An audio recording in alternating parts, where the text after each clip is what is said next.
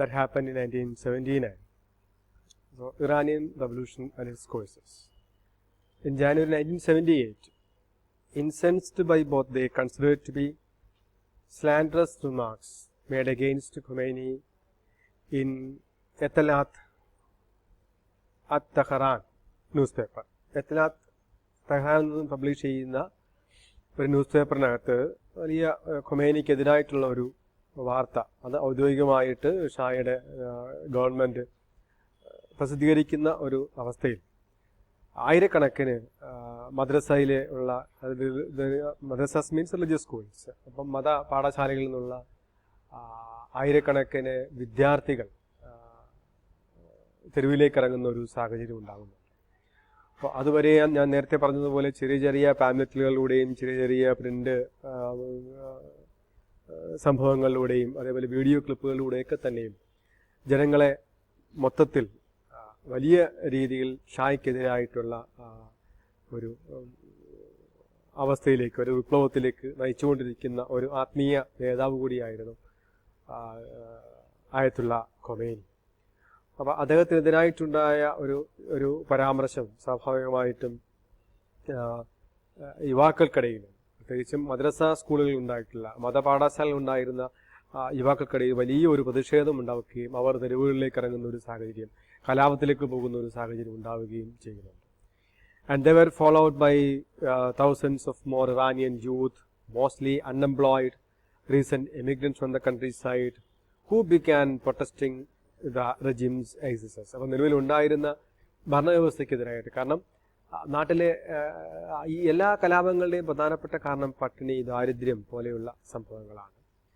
അപ്പോൾ ഇറാനെ സംബന്ധിച്ച് ഇറാനിയൻ യൂത്ത് ആ സമയത്ത് അനുഭവിക്കുന്ന ഏറ്റവും വലിയ പ്രശ്നങ്ങളിലൊന്നായിരുന്നു തൊഴിലില്ലായ്മ എന്ന് പറയുന്നത്. അപ്പം അങ്ങനെ തൊഴിലില്ലായ്മ അനുഭവിച്ചുകൊണ്ടിരുന്ന ഈ ജനങ്ങൾ സ്വാഭാവികമായിട്ടും ഗവൺമെന്റിനെതിരായിട്ടും മാറുന്നുണ്ട്. യുവാക്കൾ, നമുക്കറിയാം ഇന്തോനേഷ്യൻ ഭരണാധികാരിയായിരുന്ന ശാസ്ത്രാധിപതിയായിരുന്ന സുഹാർത്തോവിനെ അധികാരത്തിൽ നിന്ന് പുറത്തു തള്ളുന്നത് ഈ വിദ്യാർത്ഥി കലാപങ്ങളായിരുന്നു.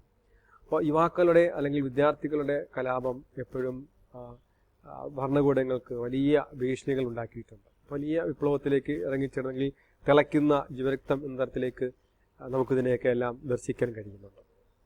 അപ്പോൾ ഈ സമയത്ത് ഷാ ഇതിനെയൊക്കെ തന്നെയും ഈ യുവാക്കളുടെ വിപ്ലവത്തെ തന്നെയും അടിച്ചമർത്താൻ വേണ്ടിയുള്ള ശ്രമം ആരംഭിക്കുന്നുണ്ട്. പക്ഷേ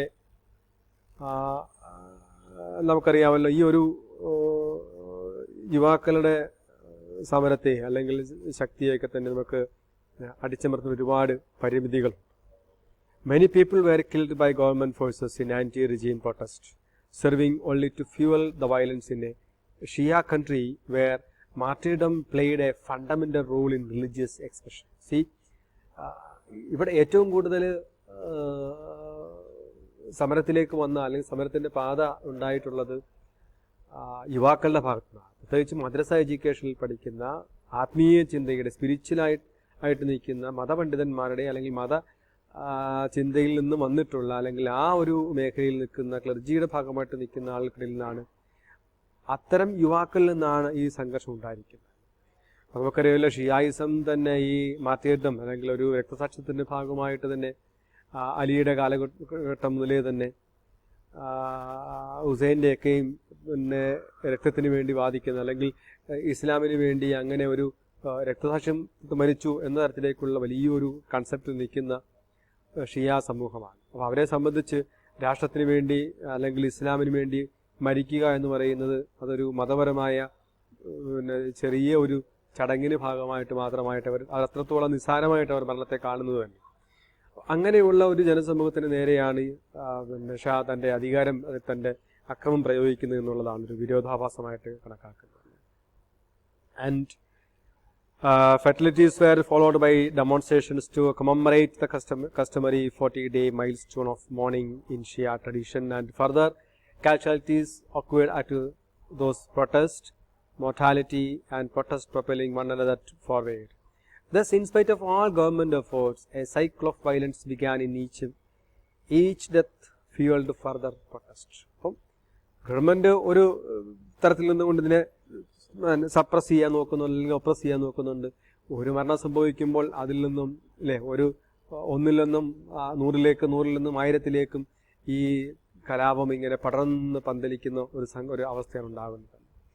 അപ്പോൾ ഈ ഓരോ കൊലപാതകങ്ങളും ഓരോ അടിച്ചമർത്തലുകളും പുതിയ പുനരുജ്ജീവനത്തിൻ്റെതായിട്ടുള്ള അല്ലെ പുതിയ വിപ്ലവത്തിൻ്റെതായ ഞാൻ ഒരു കാട്ടുതീ പോലെയായിരുന്നു ഇതിങ്ങനെ പടർന്ന് പന്തലിച്ചു. കാരണം അത്രത്തോളം വെറുപ്പും വിദ്വേഷവും ഒക്കെ തന്നെയും ഷായുടെ ഭരണത്തിനെതിരായിട്ട് അല്ലെങ്കിൽ ഈ ഒരു ട്രഡീഷണൽ അല്ലെങ്കിൽ ബ്രിട്ടനെയും ഫ്രാൻസിനെയും ഒക്കെ തന്നെയും അംഗീകരിച്ചുകൊണ്ട് പോകുന്ന ഫ്രാൻസ് അല്ല ബ്രിട്ടനെയും അമേരിക്കയും ഒക്കെ തന്നെ അംഗീകരിച്ചുകൊണ്ട് പോകുന്ന അവരുടെ പിണിയാളായിട്ട് അല്ലെങ്കിൽ കളിപ്പാവയായിട്ട് ഭരിച്ചുകൊണ്ടിരിക്കുന്ന ഈ ഭരണത്തിനെതിരായിട്ട് വലിയ ജനവികാരം തൊഴിലായ്മ അനുഭവിക്കുന്ന, പട്ടിണി അനുഭവിക്കുന്ന, ദാരിദ്ര്യം അനുഭവിക്കുന്ന ജനങ്ങൾ ഉണ്ടായിരുന്നു. ആ ജനങ്ങൾക്കിടയിൽ കമ്മ്യൂണിസ്റ്റുകളുണ്ട്, ക്ലർജികളുണ്ട്, military മെന്നുണ്ട്, common പീപ്പിളുണ്ട്, petty ബൂർഷാസികളുണ്ട്.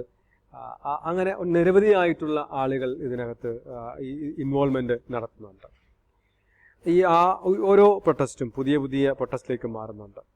From the secular left and religious right was subsumed under the cloak of Shia Islam and crowned by the revolutionary rally cry, Allahu Akbar, that is, God is great, which could be heard at protest and which issued from the root troops in the evening, roof troops on the evening. അപ്പോൾ നമുക്കറിയാം ഇതിനകത്ത് കമ്മ്യൂണിസ്റ്റുകൾ ഉണ്ടായത്, അല്ലെങ്കിൽ secular ലെഫ്റ്റുകളുണ്ട്, അതേപോലെ religious റൈറ്റുമുണ്ട്. ഈ ലെഫ്റ്റും റൈറ്റും ഒക്കെ തന്നെയും ഈ ഒരു അനീതിക്കെതിരായിട്ട് ഒന്നിച്ചു ചേരുന്ന ഒരു സാഹചര്യമാണ് ഉണ്ടാവുന്നത്.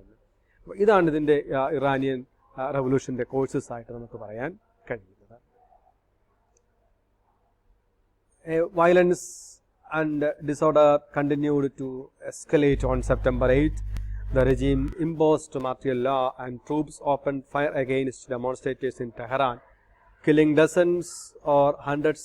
Weeks later, government workers began to strike. On October 31st, oil workers also went on strike, bringing the oil industry to a halt. Demonstrations continued to grow. On December 10, hundreds of thousands of protesters took to the streets in Tehran alone. അപ്പോൾ ടെഹ്റാനിലേക്ക് ഈ ആളുകളുടെ വലിയൊരു പ്രതിഷേധ സംഘടിക്കപ്പെടുകയും അതുവരെ വിപ്ലവത്തിൻ്റെ അല്ലെങ്കിൽ സമരത്തിൻ്റെ ഭാഗമാകാതിരുന്ന ആളുകളൊക്കെ തന്നെ സമരത്തിൻ്റെ പാതയിലേക്ക് മാറുകയും ചെയ്യുന്നു. ഗവൺമെൻറ് വർക്കേഴ്സും അതേപോലെ ഓയിൽ ഇൻഡസ്ട്രിയിൽ വർക്ക് ചെയ്യുന്ന വർക്കേഴ്സും ഒക്കെ തന്നെ തൊഴിലാളികൾ അടക്കം ഈ ഭരണത്തിനെതിരായിട്ടുള്ള സമരത്തിലേക്കാണ്. തൊഴിലാളികളുടെ സമരമായിരുന്നു വലിയ ഒരു ജനപിന്തുണ നേടിക്കൊടുക്കുകയൊക്കെ ചെയ്തത്. സ്വാഭാവികമായിട്ടും തൊഴിലാളികൾ പണിമുടക്കിയപ്പോഴത്തേക്ക് ആ വ്യവസായ രംഗത്ത് തന്നെ ഉണ്ടായിട്ടുള്ള ഒരു നിശ്ചലാവസ്ഥ, ഇതൊക്കെ തന്നെയും ഗവൺമെന്റിനെ വലിയ പിടിച്ചു കുലുക്കുന്ന ഒന്ന് തന്നെയായിരുന്നു. During his exile, Khomeini coordinated this upsurge of opposition, first from Iraq and after 1978 from France. ഇദ്ദേഹം ഖൊമൈനി അവിടെ നിന്ന് പലായനം ചെയ്തു പോകുന്നുണ്ടെങ്കിൽ തന്നെയും പുറത്തു നിന്നു തന്നെ അദ്ദേഹത്തിനെ നിയന്ത്രിക്കുകയായിരുന്നു.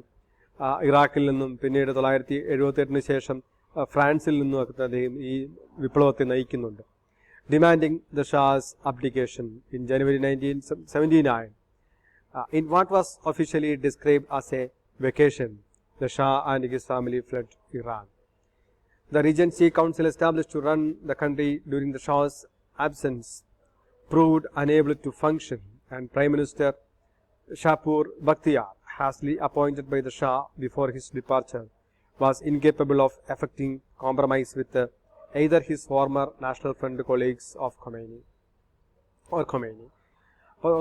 ഈ ജനുവരി 1979 ഷാ എന്ത് ചെയ്യുന്ന ഒരു വെക്കേഷൻ അല്ലെങ്കിൽ ഒരു മൂഡിലേക്ക് മാറുന്നുണ്ട്. കാരണം അദ്ദേഹം ഇറാനിൽ നിന്നും ഷായും കുടുംബവും കൂടെ വിട്ടുപോവുകയും പ്രൈം മിനിസ്റ്റർ ആയിട്ടുള്ള ഷക്പൂർ ബക്തിയാറിനെ അധികാരം ഏൽപ്പിച്ചുകൊണ്ട് തൽക്കാലത്തേക്ക് ഈ പ്രശ്നങ്ങളൊക്കെ ഒന്ന് പരിഹരിക്കാൻ വേണ്ടി ഏൽപ്പിച്ചിട്ട് പോകുന്നത്. പക്ഷേ he was incapable of effecting the compromise with either of his former National Front colleagues or Khomeiniയുമായിട്ടോ നാഷണൽ ഫ്രണ്ട് കൊളീഗ്സുമായിട്ട് ചേർന്ന് ഒരു പ്രശ്നം പരിഹരിക്കുവാനുള്ള കഴിവില്ലായ്മ അദ്ദേഹത്തിനുണ്ടായിരുന്നു.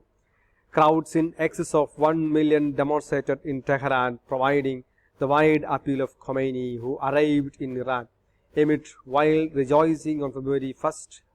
10 days later, on February 11, Iran's armed forces declared their neutrality, effectively ousting the Shah's regime.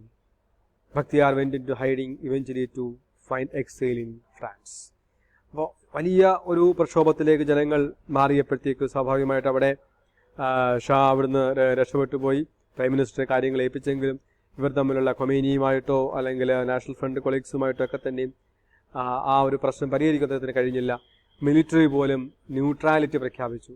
കാരണം ഒരു കാരണവശാലും തൻ്റെ ജനങ്ങളെ മിലിറ്ററി ഉപദ്രവിക്കില്ല എന്ന് ഒരു സ്റ്റാൻഡ് എടുത്തപ്പോഴത്തേക്ക് ബക്തിയാർ കൂടി എന്ത് ചെയ്യുന്നുണ്ട്, ഇവിടുന്ന് പലായനം ചെയ്യുന്ന, ഫ്രാൻസിലേക്ക് പലായനം ചെയ്തു പോകുന്ന ഒരു സാഹചര്യവും ഉണ്ടാക്കുന്നുണ്ട്.